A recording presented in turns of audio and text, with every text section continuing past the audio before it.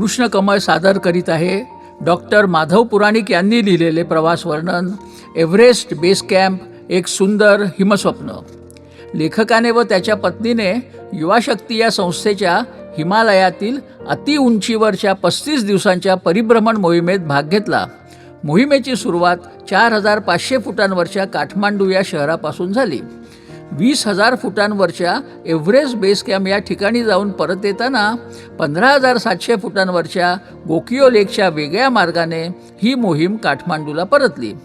हा सर्व दऱ्याखोऱ्यातला बर्फाळ वातावरणातला प्रवास सुंदर, चित्तथरारक व रोमांचकारी होता.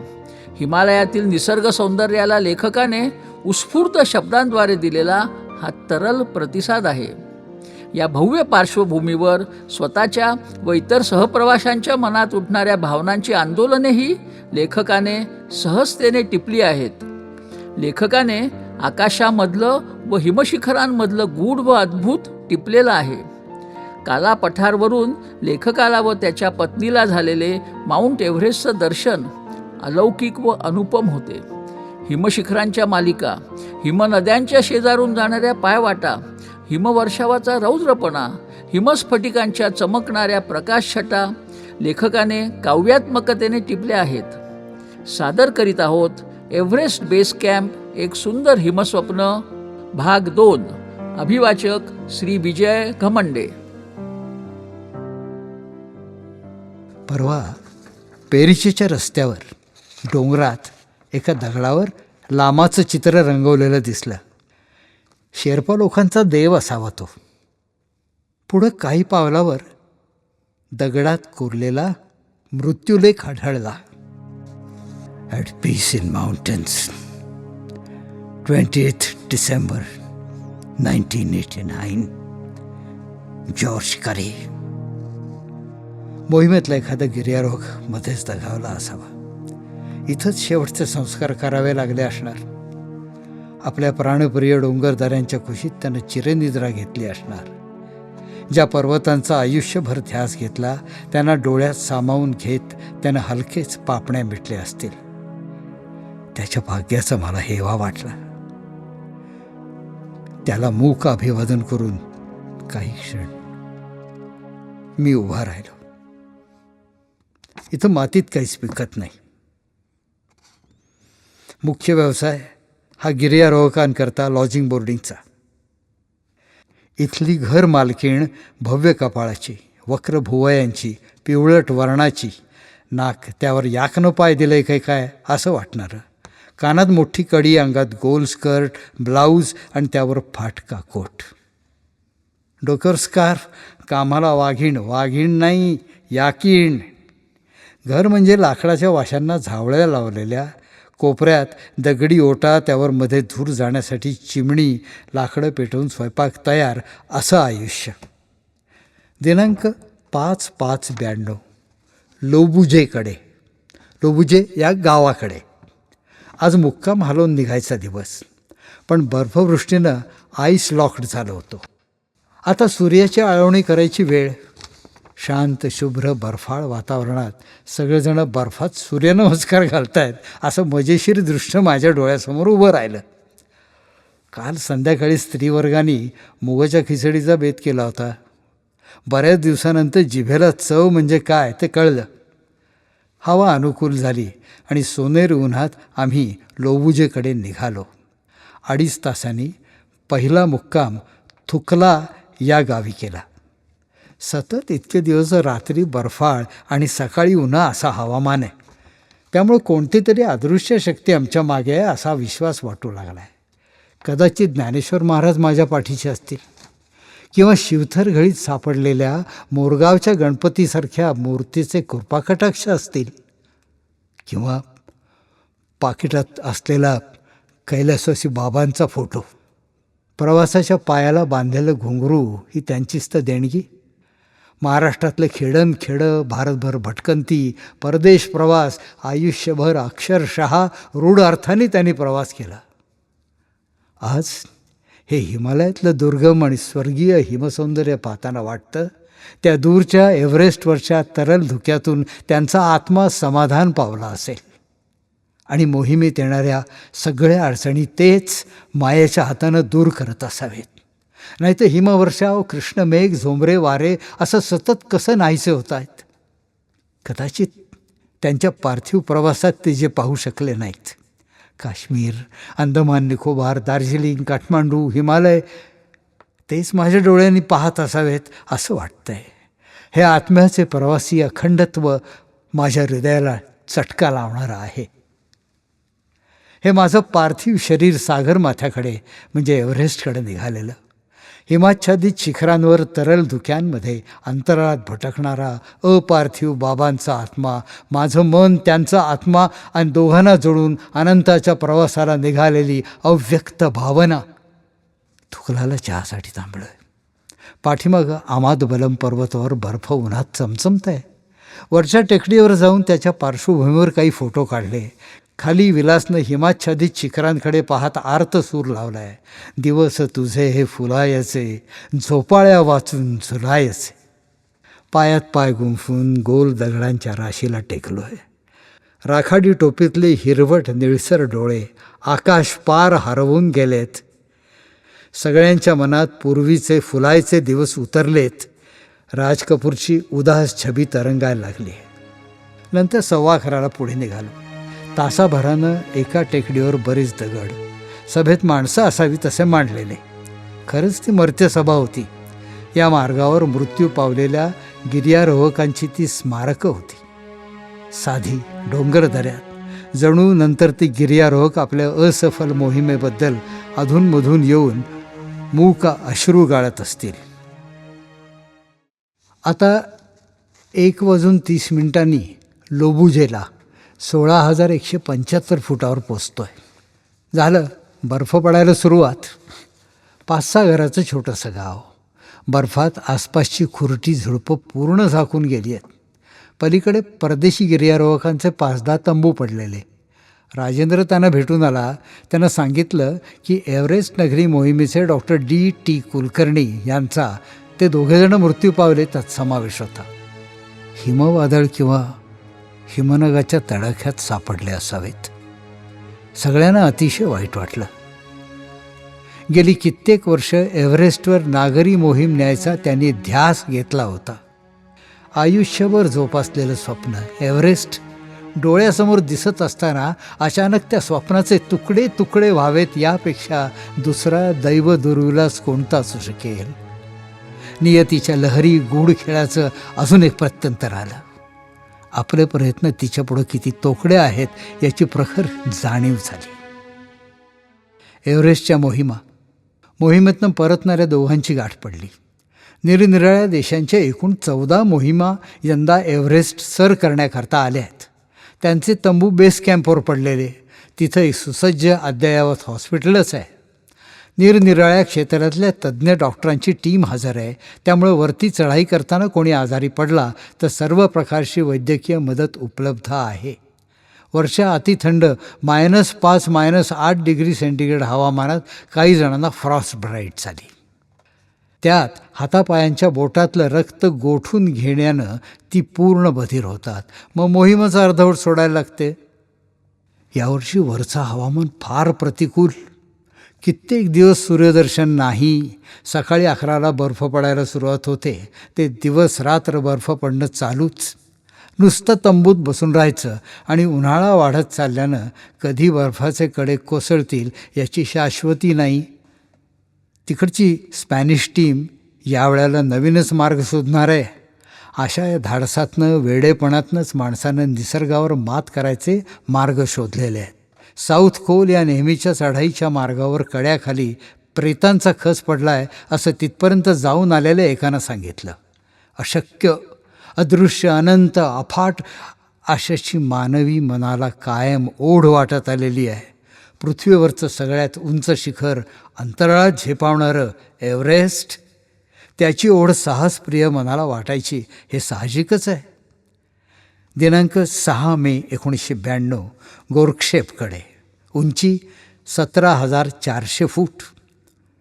प्रसन्न शीतल सकाळी ट्रेकच्या शेवटच्या कॅम्पकडे गोरक्षेपकडे निघालो.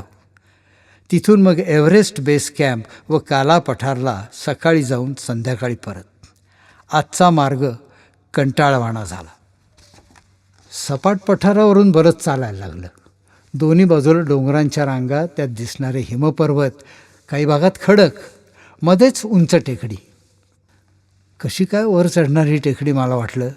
या संपूर्ण चढाईत जिद्दीची सारखी परीक्षाच. हळूहळू निश्चयानं वर चढायचं, पुढच्याच्या पावलावर पाऊल ठेवून. या क्षणी जगातली सगळ्यात सुंदर गोष्ट कुठली असेल तर पुढच्या सोबत्याचे आत्मविश्वासपूर्वक पडणारं पाऊल. एकाकी निर्जन गूढ प्रदेशातनं डोंगर दऱ्यांच्या सोबतीनं जोरात वाहणाऱ्या वाऱ्यांना झेलताना जीवनाची एकमेव खूण म्हणजे पुढीत लयीत चालणारी पावलं. इथं गोरक्षेपला 11:30ला पोचलो. डोकं किंचित दुखत होतं. आणखीन 4-5 जणांना पण हा त्रास झाला. लीडर म्हणाला थांबेल थोड्या वेळाने. नाही थांबलं तर मला परत फिरायला लागलं असतं ना, कारण माझी सल्फा औषधांना ॲलर्जी. HS वर फक्त जी गोळी आहे त्यामुळे ती घेता येत नव्हती. मग काय, तासभर झोप घेतली. वाढलं तर नव्हतं. मग एक डिस्प्रिन घेतली. स्लिपिंग बॅगमध्ये शिरून डोळे मिटून पडलो. गणपतीची आणि ज्ञानेश्वरांची प्रार्थना केली.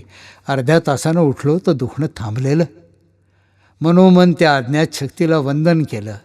या चढाईत HSचा त्रास होणं न होणं हा थोडासा नशिबाचा भाग आहे बरं का.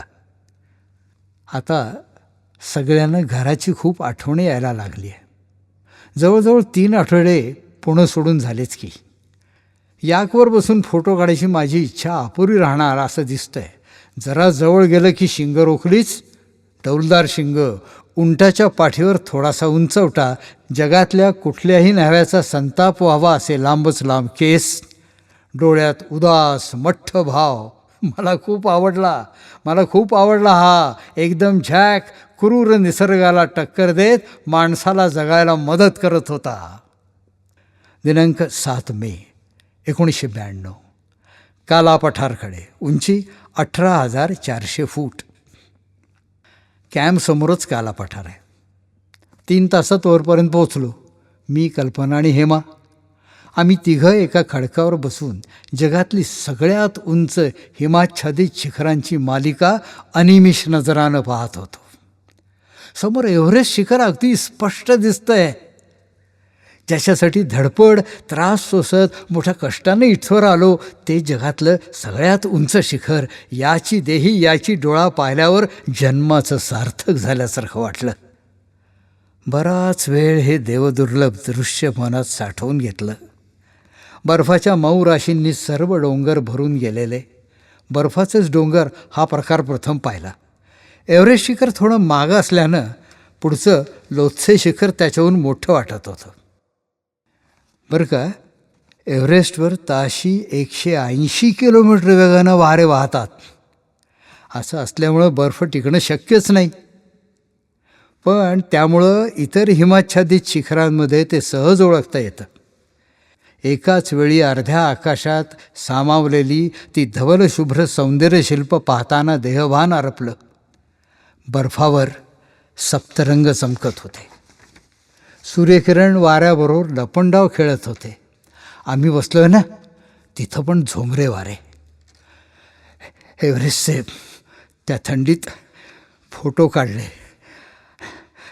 निशब्द, शांत, एकाग्रपणानं नुसती ही निसर्गाची किमया पाहत राहिलो. पृथ्वीचा हा मानदंड अनंत अंतराळात ताठ मानेनं उभा होता. क्षणार्धात डोळ्यासमोर एव्हरेस्टचा इतिहास सरकून गेला. ते शिखर सर करण्यासाठी शेकडो लोकांनी दिलेलं बलिदान, हिलरी तेनसिंगचं यश, नंतरही साहसप्रेमींना भुरळ घालणारं हे स्वप्न. आमच्या ट्रेकमधल्या 5 मुली या शेवटच्या टप्प्यापर्यंत अगदी सहज आल्या. 18,500 फुटांवरून त्यांनी एव्हरेस्ट पाहिलं.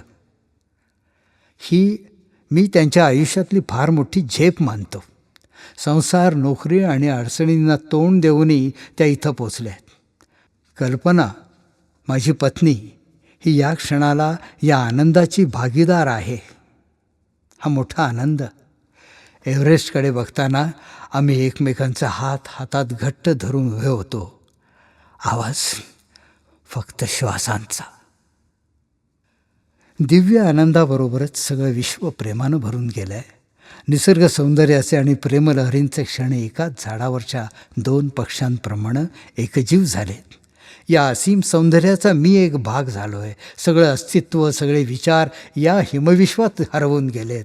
उरलं आहे फक्त शुभ्र सौंदर्य, भव्य आणि दिव्य निसर्ग साम्राज्य, भावनांना आकाशात उसळवणारं, बुद्धीला चक्रावून टाकणारं आणि आत्म्याला परब्रह्माकडं खेचून नेणारं. 2-2.5 तासांनी खाली आलो. आमच्यातले काही जण एव्हरेस्ट बेस कॅम्पकडे गेले होते. 4 वाजता परत आले. तिथं नागरी मोहिमेच्या सभासदांनी त्यांचं भावनिर्भर स्वागत केलं, जेवण दिलं, फोटो काढले. त्यामुळे सगळे अगदी भारावून गेलेत. बेस कॅम्पचा रस्ता हिमनदीवरून जात असल्यानं फार फार जपून जावं लागतं हो. आम्ही बाकीचे उद्या जाणार आहोत. बेस कॅम्पहून कुठलीही स्वर्गीय दृश्य दिसत नाहीत. एव्हरेस्ट मोहिमांचा पहिला तळ तिथं पडतो, म्हणून त्याचं महत्त्व. बेस कॅम्पला जाता जाता हिचं म्हणजे माझ्या पत्नीचं माहेर दुर्वास ऋषींचा आश्रम दिसतोय का ते पाहायचं आहे. त्यांना विनंती करायची आहे, ही हिमालयाचा थंडपणा थोडा तरी मिळू दे ना हिला. त्याचं काय झालं तुम्हाला सांगतो. बेस कॅम्पला जायच्या वाटेवरती एक झोपडी लागली. अशी आख्यायिका आहे की हजारो वर्षापूर्वी इथं दुर्वास मुनींचा आश्रम होता. अजूनही गोरक्षेपहून कुणीतरी येऊन तिथं दिवा लावून जातो. आम्ही काही जण तो आश्रम म्हणजे आत्ताची झोपडी बघायला गेलो. खरोखरच तिथे एक दिवा लावला होता. जागा स्वच्छ केलेली होती, फुलं वाहिली होती. दगड रचून केलेल्या समाधीसारख्या चौथऱ्याला आम्ही दोघांनी नमस्कार केला. कल्पनाचा स्वभाव मुळातच रागीट आहे. लग्नानंतर रागाच्या सगळ्या छटा तिने सहजपणाने दाखवल्या. मी तिला म्हणायचोही, बेळगाव हे काही तुझं खरं माहेर नाही. तू ऋषींमध्ये सर्वात रागीट समजल्या जाणाऱ्या दुर्वास ऋषींची मानसकन्या असावीस. कधी जर आपण गेलो हिमालयात तर आपण जाऊया. खरंच आम्ही आलो की इथं. नंतर मी कल्पना म्हटलं, हा घे बर्फ, हातात ठेव. ती पाहतच राहिली. काय हो, असं काय बोलताय? फुलं व्हायची का बर्फ? बाकीचे सगळेजणं माझ्याकडं बघायला लागले. मी म्हटलं, अगं या क्षणाची मी कितीतरी वर्ष वाट पाहतोय. तुझ्या रागीट विभ्रमांमुळं मी इतका थंड झालो आहे की हिमालयाचा भागच. ती म्हणाली, तुमच्यामुळंच मला राग येतो बरं, आणि वरती असं बोलता सगळे पुरुष मेले सारखे. काही जण हसायला लागले. मग मी हात जोडून दुर्वास ऋषींना विनंती केली, ही एवढी एक माझी इच्छा पूर्ण आहे, हिला या हिमालयाचा थंडपणा थोडा तरी द्या हो. मग वळून मी तिला म्हटलं, प्रिये, हा बर्फाचा प्रसाद ग्रहण कर, म्हणजे योग्य वेळी तुला थंडपणा प्राप्त होईल.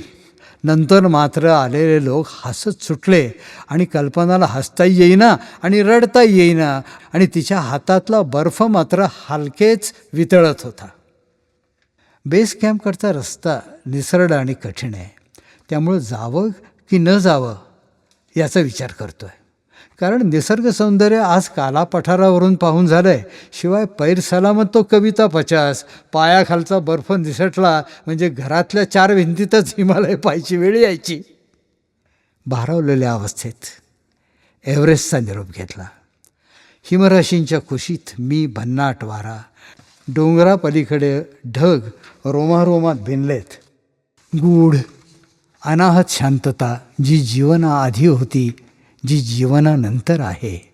हे अशांत तडफडणं सुसह्य हिमशिखरांमुळे, शीतल चंद्रकोरीमुळे. शिव सांगे मृत्यूरहस्य, अनंत व्हा, अनादि व्हा, सुंदर व्हा, अनामिक व्हा. शिखरांच्या हिमावरचा पहिला सोनकिरण व्हा.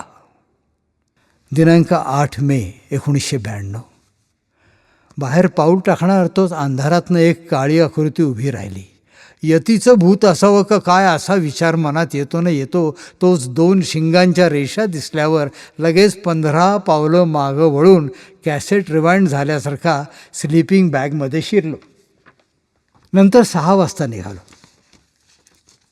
थोडा वेळ चालल्यावर एक नदी लागली. काठाकाठानं बर्फावरून पार केल्यावर प्रचंड दगडांचा प्रदेश, बर्फांचे खडक लागले. हे सर्व दगड डोंगरांवरून खाली घरंगळलेले. काही वेळानंतर बर्फाची तळी लागली. एखाद्या चित्रकारानं कुंचल्याच्या सहाय्यानं प्रतिभेची बहार दाखवावी त्याप्रमाणे तळ्याच्या कडेला सारख्याच अंतरावर हिमपक्षाच्या आकाराचे पेंग्विनसारखे दिसणारे बर्फाचे आकार दिसत होते. पलीकडच्या तीरावर बर्फाची प्रचंड वॉल, आईस वॉल म्हणतात, निसर्गानं बसवलेला एक बिलोरी आरसाच. काठावरच्या वेलींनी वृक्षांनी आपलं साजिरं रूप त्यात पाहून घ्यावं. तापमान 0 डिग्री सेंटीग्रेडच्या खाली. वाट छोट्या टेकडातून भूलभुलैयाची, शेर्पांचं येणं जाणं नाही, चकव्यात शिरल्यासारखं वाटत होतं. वरती ज्या दगडावर उभा राहून हे दृश्य मी पाहत होतो तो दगड हलल्यासारखा झाला. धनंजयनं मला एकदम मागं खेचलं. संबंध, अस्तित्व हलल्यासारखं झालं, अस्तित्व हलल्यासारखं. क्षणार्धात आसपासचा बर्फ, खालची खोल दरी डोळ्याभोवती गार गार गार फिरली. काळीज गोठून गेलं, अंगावर काटा आला. मग लक्षात आलं की एका प्रचंड हिमनगावर आपण उभे आहोत. खाली शेकडो फुटांवरून हिमनदी वाहते आहे. इथून पुढं सगळ्या हिमनद्याच. त्यावरचं दगड मायावी, हलतील का टिकतील याचा बरोबर अंदाज करणं मुरब्बी गिर्यारोहकालाही शक्य नाही. पलीकडे बर्फस्फटिक मन मोहून घेत होतं. बर्फातले सौंदर्य विविध आकारात निरनिराळ्या तऱ्हांनी आपली जादू दाखवत होतं. असं निम्म्याहून अधिक अंतर पार केलं.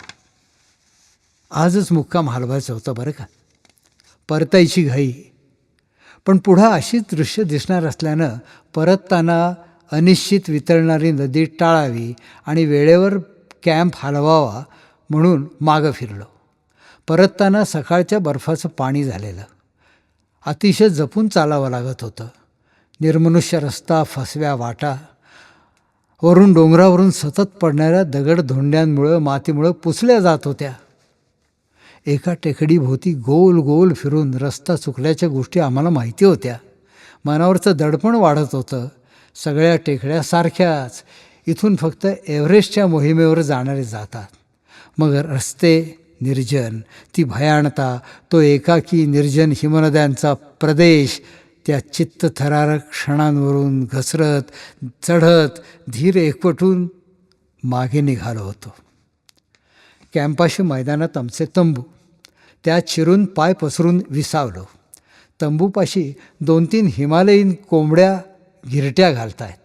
पांढरा पिसारा, त्यावर काळ्या रेषा, लाल ठिपक्यांची बारीक चोच, भोवती पडलेले बिस्किटांचे खाखऱ्यांचे कण उचलत होत्या. समोर काला पठारावर ग्रुपमधली बाकीची लोकं चढतायत, ठिपकेच जणू.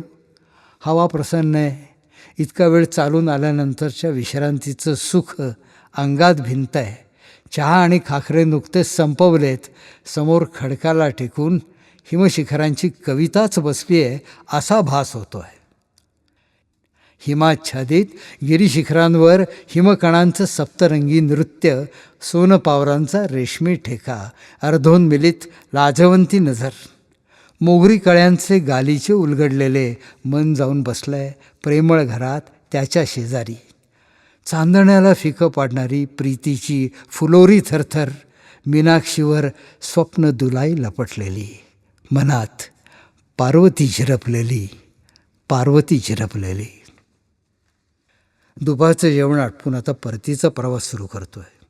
निसर्गाबरोबरचा झिम्मा संपला आहे. सगळ्यांना परतीचे वेध लागलेत. एव्हरेस्ट समूहाकडं एक उदास नजर टाकून खाली उतरायला सुरुवात केली. हात गारठ्यानं बधीर झालेले. दूरवर आकाशात काळसर झाक, त्यामुळं चालायला जोरात सुरुवात.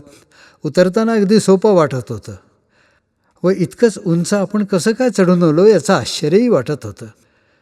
गणपतीचं स्मरण केलं आणि मुक्कामावर पोचेपर्यंत तरी वरुण राजाला आवरून धर रे अशी प्रार्थना केली. पावसात भिजलो असतो तर चढाई सोडून पुन्हा गाठावं लागलं असतं. हिमकणानं झेलत झेलतच चालत होतो. खरंच थोडंसं ऊन पडलंसुद्धा. गार वारे अंगावर घेत कधी लोबुजेला पोचलो कळलंच नाही. संध्याकाळी कॅम्पवर मग मराठी भावगीतांची मैफल चांगलीच रंगली. प्रत्येकाकडून त्याच्या आवडत्या गाण्याची फरमाईश. विलासन सुरेंनं कमाल केली. उदास आर्त हळवेसूर वातावरणात गुंजायला लागले. खोलीतल्या काळोखात मधुर चांदणं पाझरायला लागलं. रोज सकाळी 6 वाजता चहा, 7 वाजता पॉरीज किंवा जाम रोटी, मध्ये वाटेत चहा, नंतर दुपारी जेवायला पोळी अर्धी, नूडल्स, सूप, डाळ भात, 4 वाजता चहा, संध्याकाळी गार्लिक सूप, डाळ आणि भात, पोळी किंवा स्प्रिंग रोल. शेवटपर्यंत हे मिळत होतं. खाण्यापिण्याचा त्रास नव्हता कुठेही. फक्त हे सगळं तेल न वापरता उकडलेलं असल्यानं बरोबर नेलेली लोणची, चटण्या वापराव्या लागल्या. बरोबर 5 तंबूही घेतले. लॉजमध्ये जागा न मिळाल्यास ते ठोकून त्यात 10 जण झोपू शकत होते. हो, पण तंबू ठोकाचंही भाडं घेतात. लॉजिंगचा दर प्रत्येकी भारतीय रुपये 10. तंबू आणि इतर खाण्याचं साहित्य नेण्यासाठी 3 पोर्टर्स लुकलाहून बरोबर घेतले होते. आता थुकलाहून अर्ध्या तासात टेकडी उतरल्यावर पेरिचेची बाहेरची वस्ती दिसायला लागली. उतारावर मी मजेत उतरत होतो. शारीरिक कष्टही फारसे नव्हते, पण परतताना आता नवीन काही सौंदर्य पाहायचं नव्हतं. त्यामुळं मनाचे आणि शरीराचे सूर जुळत नव्हते. कॅम्प लवकर येईल तर बरं असं वाटत होतं. हे मन आहे अगदीच चंचल. सतत त्याला काहीतरी नवीन हवं असतं. दिव्य आणि भव्य अनुभव आले तरी मन दुसरीकडे नाविन्याकडे खुणावते. वाटेवर अक्षरशः काही झाडंझुडपंच नाही आहेत. जी आहेत ती जाळण्यासाठी तोडून नेतात. लांबून आणावी लागतात गारठ्याला तोंड द्यायला, नाही तर चूल कशी पेटणार. गोठून जीव जायची पाळी आणि पिकतात फक्त बटाटे. सबकुछ बटाटे. सबकुछ बटाटे स्टाईलचा स्वयंपाक असतो. वर्षभर खाल्ले नाहीत एवढे बटाटे या 10-12 दिवसात खाल्लेत. घरी पोचल्यावर कोणी म्हटलं, मूर्ख आहेस, डोक्यात भरलेत बटाटे नुसते, तर नाही म्हणायची काय बिशात. जेवण करून 11:30 वाजता पेरीचेहून निघालो. दोन्ही बाजूनी दृष्टी ठरेल तिथपर्यंत काळ्या डोंगरांच्या रांगा. समोरच्या आडव्या डोंगरावर काळे ढग ओथंबून उभे. खोल दरीतून खळाळत वाहत जाणाऱ्या पाण्याचा आवाज निश्शब्दतेला कापत जातो. अचानक सूर्य ढगात नाहीसा झाला आहे. एक प्रचंड काळी सावली आसमंतात पसरली आहे. अवखळ वाऱ्याचे थंड स्पर्श गालांना होत आहेत. ज्या वाटांनी आम्ही जातोय त्या डोंगराच्या माथ्यावरून सर्पकृती वळसा घालून वळणानं नाहीशा झालेल्या आहेत. वाटेत क्वचितच जमिनीलगत फिकट निळ्या रंगाची फुलं दिसली. हिमाच्छादित वातावरणाचा झपाटणारा परिणाम मनाला जागवत होता. पाऊल सावध पण आपल्याच नादात वाट सरत होती. तरल आकार शब्दरूप घ्यायला धडपडत होते. पावसाची चिन्ह दिसायला लागली. चालण्याचा वेग वाढवला आहे.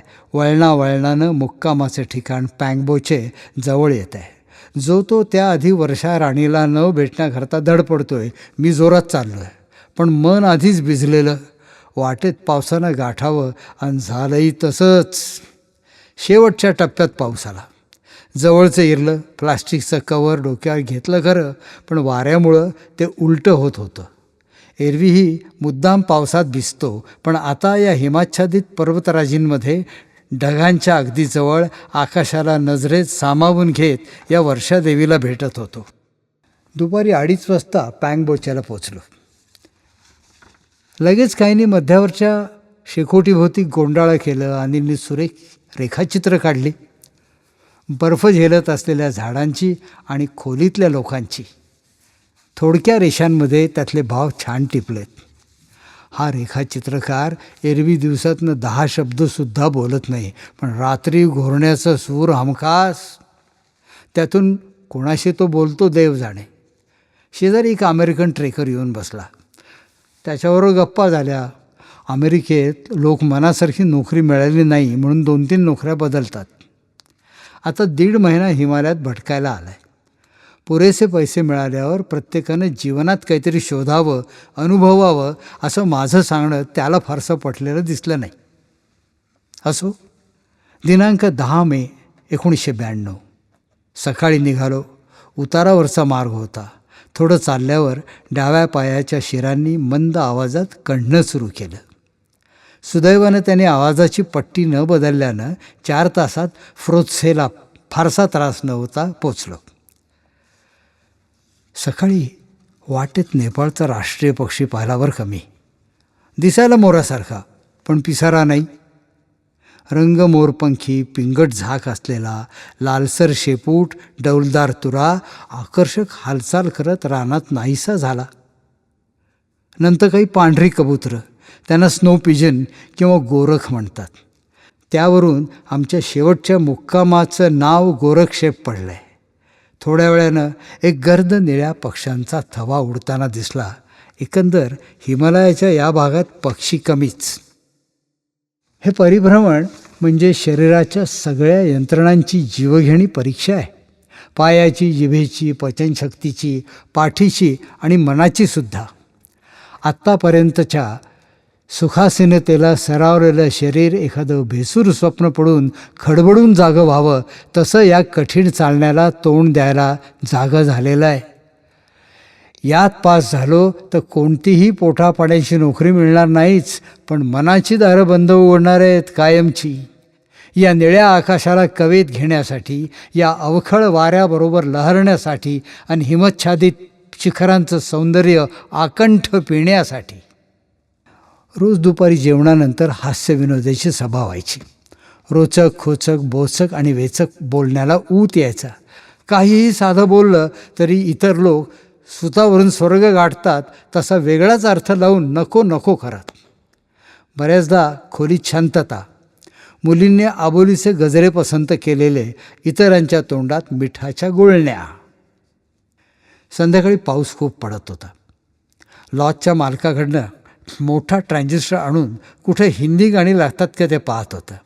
अचानक ऑल इंडिया रेडिओचा जुन्या गाण्याचा कार्यक्रम सुरू झाला. मेणबत्तीचा अंधुक प्रकाश, काळोखात कोसळणारा पाऊस. 3 आठवड्यांनी रेडिओचा आवाज कानावर पडत होता. एकामागून एक सरस गाणी. सुरुवातीलाच रफीचे सुरू म्हटले, जिंदगी भर नहीं भूलेगी वो बरसात की रात, एक अनजान हसीना से मुलाकात की रात. दिनांक 11 मे 1992 ना या नावाच्या व्हिलेजकडे. परतताना वेगळ्या मार्गानं आम्ही गोकिओ शिखराकडे निघालो आहे. आज ना व्हिलेजकडे जाताना लांबचा पल्ला आहे. म्हणजे बघा, 2.5 तास चढ, मग 3 तास उतार. प्रथम 1000 फूट चढ लागला. कठीण नाही, पण बराच कंटाळवाणा. वाटेत चहा आणि उकडलेले बटाटे मिठाबरोबर मस्त लागले. काल फ्रोत्से गावात ऊन छान पडलं होतं ना, आणि थंडी पण कमी झाली होती. बहुतेकांनी 3 आठवड्यानंतर चेहऱ्यावरचं जंगल साफ केलं. चारुहासनी पण केलं. त्यांना म्हटलं, वा, आता मिसेस खुश होतील. तसे ते लाजले आणि पळूनच गेले. बोलवलं तर येईच नात. बाकी सगळे हसत सुटले. वाटेत दगडांच्या प्रचंड राशी, निष्पर्ण वृक्षांचं जंगल, उभ्या पाण्याच्या ओढ्यांनी आणि आडव्या वाटांनी विणलेलं एक विलोभनीय वस्त्र, दूरवर घरांचे ठिपके, नीरव शांततेत वाऱ्याचं रुंजी घालणं. शहरी संस्कृतीचा कंटाळा आल्यामुळं या पुण्या मुंबईच्या 16 पक्षांनी थेट हिमालयात स्थलांतर केलं आहे. ही त्यांची माळ उडते आहे अज्ञात गूढ प्रदेशाकडे. थोरे गावाहून निघून अर्धा तास झाला आहे. झालं तुफान पाऊस सुरू. लगेच बर्फ भुरूभुरू पडायला लागला. डोंगराच्या टोकावरनं आम्ही खाली उतरत होतो. पाय अक्षरशः पळत होते. कारण पावसाचा जोर वाढला तर जोरात हिमवर्षाव होण्याची शक्यता होती.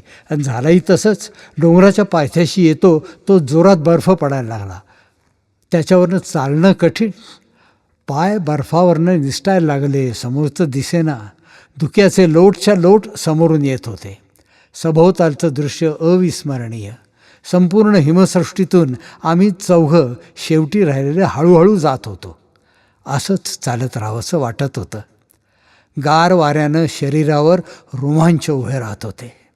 मन एका विलक्षण आनंदानं भरून गेलेलं. बरंच अंतर काठलं तरी मुक्कामाचं ठिकाण दिसेना. तसाच धीर करून चालत राहिलो. समोर निळं इरलं घेऊन कोणीतरी मुलगी चाललेली.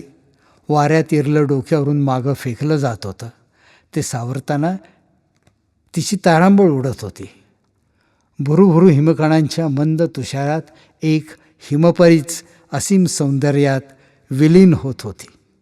पहिल्यांदा खूप वेळपर्यंत हिमवर्षाव छान वाटला.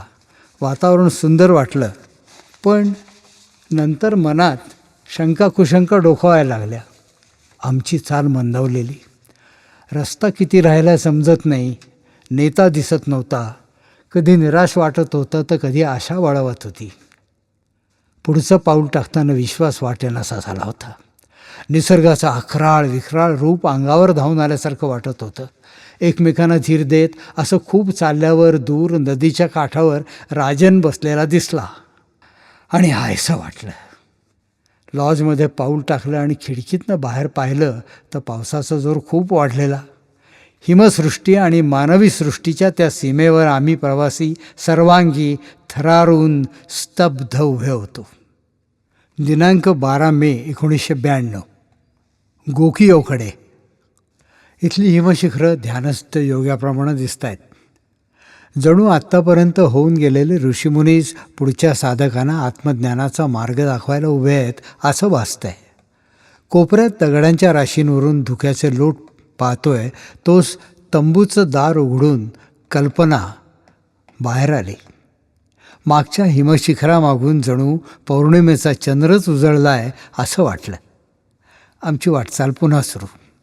हवा इतक्या दिवसात प्रथमच थोडी खराब होती म्हणून निघायला 8:30 वाजले. पहिल्यांदाच 1-1.5 तासाचा बऱ्यापैकी कठीण चढ. मी आणि धनंजय या कासव ग्रुपची चाल विनोदाचा विषय झालो आहे.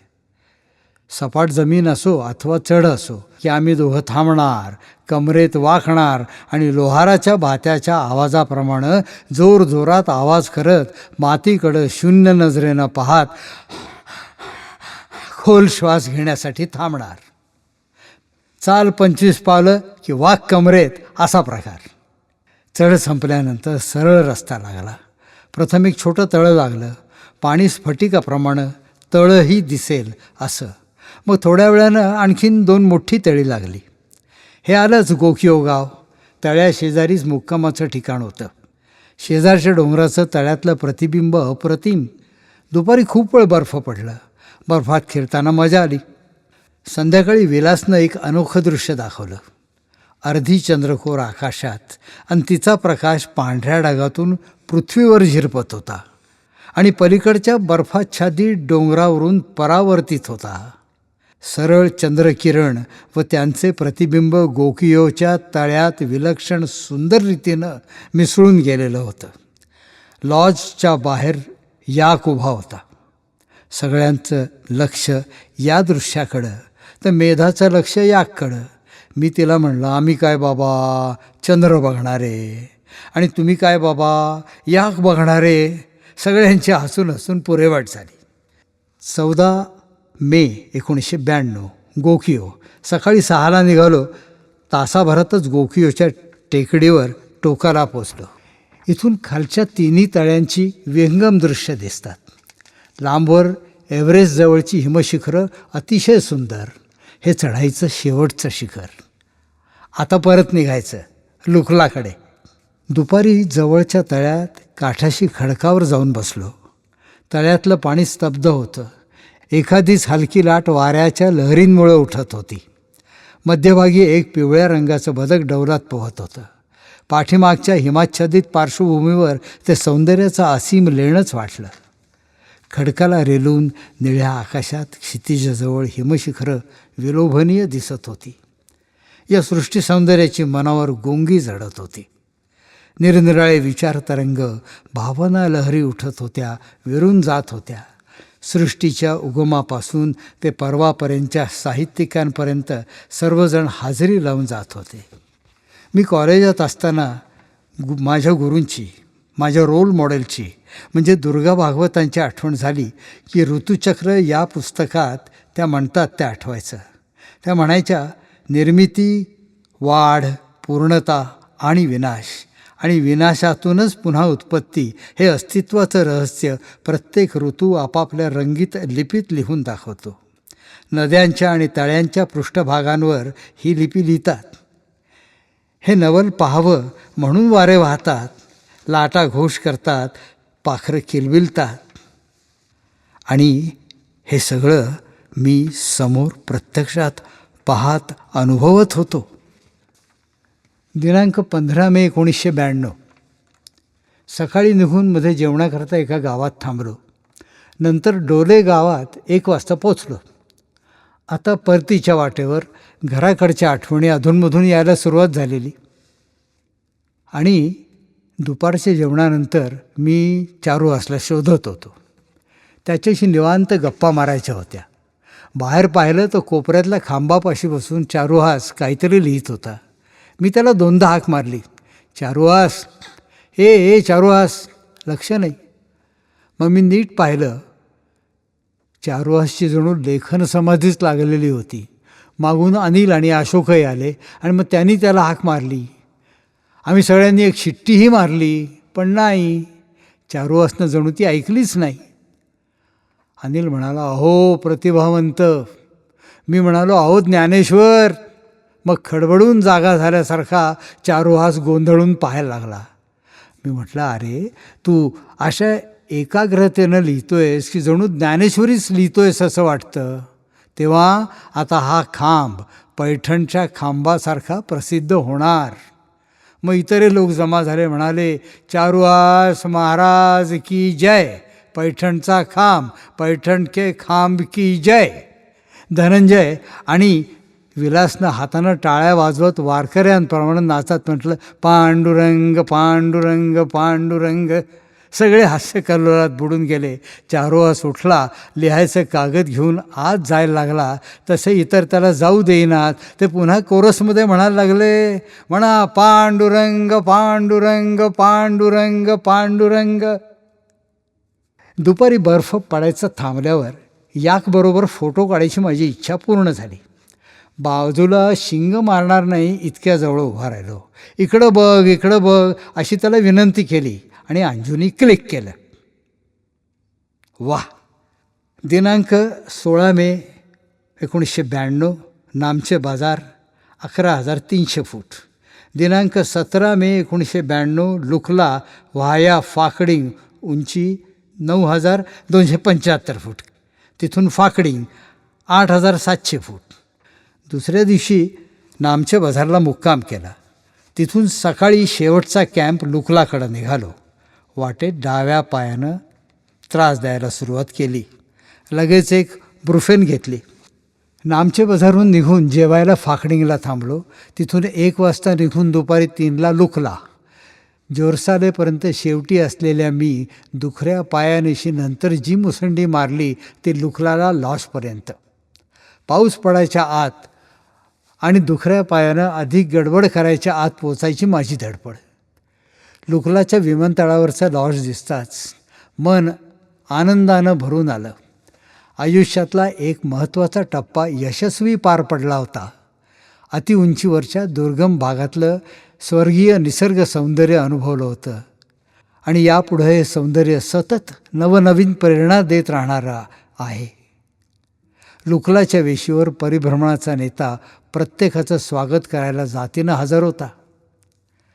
लॉजच्या अलीकडे विमानतळाच्या टोकाला उभं राहून सॅकमध्ये जपून ठेवलेली सुक्या मेव्याची पुडी काढली. हे परिभ्रमण यशस्वी पूर्ण केल्यानं ते क्षण तिथल्या कठड्यावर बसून एक बदाम जर्दाळू बेदाणा खात साजरे केले. समोरची दरी, दूरचे डोंगर, ते वेड लावणारे बर्फ मनात विरघळवत गरम चहा करता लॉजकडे वळलो. इथं पोचल्यावर प्रत्येकाला ताबडतोब घरी जावंसं वाटतं आहे. चढाई संपली आहे पण तिकीटं नसल्यानं अडकून पडलो आहे.